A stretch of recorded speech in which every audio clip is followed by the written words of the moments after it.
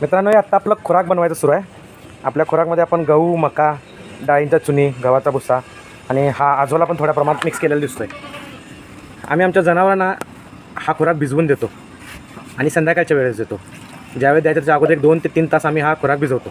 खुराक भिजवण्याचे काही फायदे आहेत. मेन म्हणजे आपण जे त्याच्यामध्ये डाळीच्या चुन्या वगैरे वापरतो त्या कोरड्या खाताना जनावरांना ठसका येऊ शकतो. ते भिजवल्यामुळं तो ठसका येत नाही. आणि तसंच ते जनावरांना नाकानं त्याला उडवायची सवय असते. तो खुराक त्याच्यामध्ये वाया जातो. तो हा भिजवल्यामुळे तो वायासुद्धा जात नाही.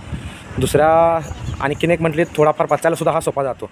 आणखीन एक महत्त्वाचा उपयोग ह्या खुराक भिजवण्याचा म्हणजे जर तुम्हाला जनावरांना काही वेळेला औषधं टॉनिक एक सलग 5 दिवस, 10 दिवस, 15 दिवस काही वेळा द्यायचे असतात, त्यावेळेला तुम्ही या खुराकमध्ये मिक्स करून त्यांना ते औषध आणि टॉनिक देऊ शकता.